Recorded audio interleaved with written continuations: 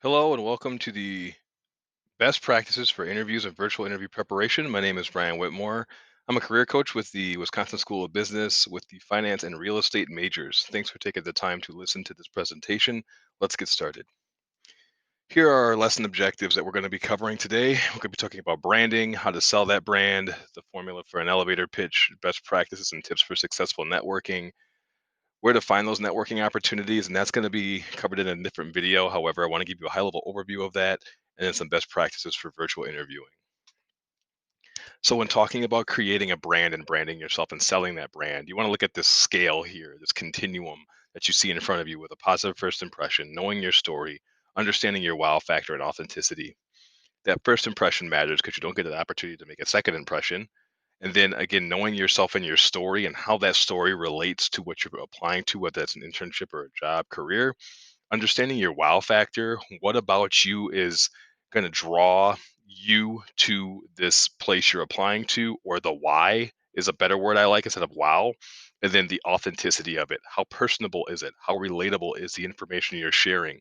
All of that goes to the believability of it and the sellability of it. So if you look at all of these things and knowing all of these things in that delivery of that brand is going to really help you sell that brand. So the tell me about yourself or elevator pitch is something that should be done in about a minute to a minute and a half. After that, you're going to quickly lose the audience to what you're speaking to. So cover the basics. Who are you? What's your major and career interests and ideas? What skills and interests do you have there? What experience do you have there? And what if that experience doesn't link directly to that career or that internship? What tangible experiences do you have that relate to it? Because what you're doing is you're building rapport, and that matters. Building rapport matters here, and knowing the why matters in the building of that rapport. If you can do that, you will leave a lasting impression on the individuals to which you're speaking to and doing the elevator pitch to. So here's again another basic outline of how to do that elevator pitch. The essentials, plans for the future, steps taken, classes, fit. And then the most important thing I think here is questions. When you're done with your elevator pitch, have questions prepared. So that way you can end the elevator pitch and say, hey, I have a question about company culture or fit. Or how do you best mentor interns to succeed at company ABCD? Have these questions ready so that it's not awkward.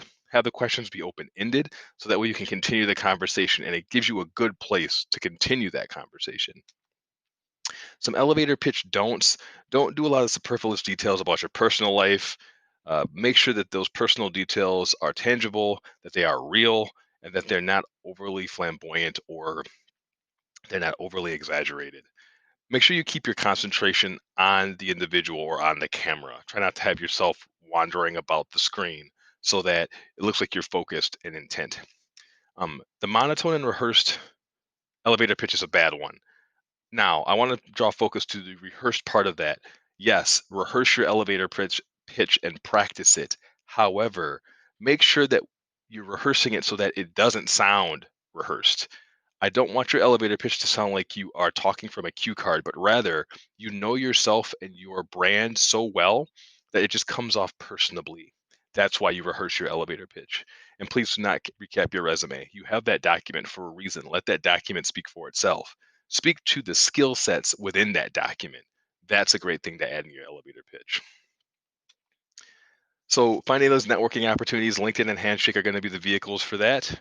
Step one is to prepare your personal brand and know your target to be able to pitch that brand, and then searching within LinkedIn and Handshake about the jobs that you're interested in, the internships you're interested in, and the company's website. Lots of information can be gleaned from LinkedIn and Handshake in that regard, especially LinkedIn. LinkedIn can be used as a tool for fact finding about personal recruiters, where they've gone to school, where they've worked, and how you can draw connections to all of those things.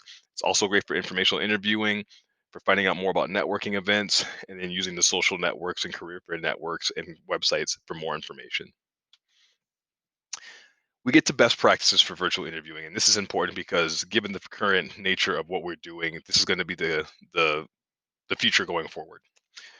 Environment, background. Make sure your background is clear of any distractions, artwork. Make sure it's tasteful, posters, all that stuff. Make sure your volume is up and that you can be heard well. So test your equipment. Make sure your lighting is warm. You're in a well lit area that's free of distractions, free of any other screens or flashes from those screens, and test all of this out with your equipment. Make sure you're dressing professionally from head to toe. So that way, if you are having to stand during your interview or during your one on one session, during your coffee chat, that you are dressed professional and you look the part.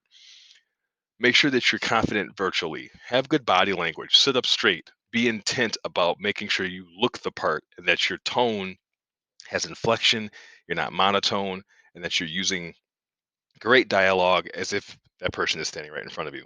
And finally, have a plan for your technology and test your technology. It may be a thing where you want to plug your computer into your router so that you're not using Wi Fi, that you're using a wired connection so your Wi Fi won't drop. Have a plan if your technology does fail and talk to that person in that one on one session. Just say, hey, I'm really excited to have this conversation. However, I want to have a plan should our technology fail.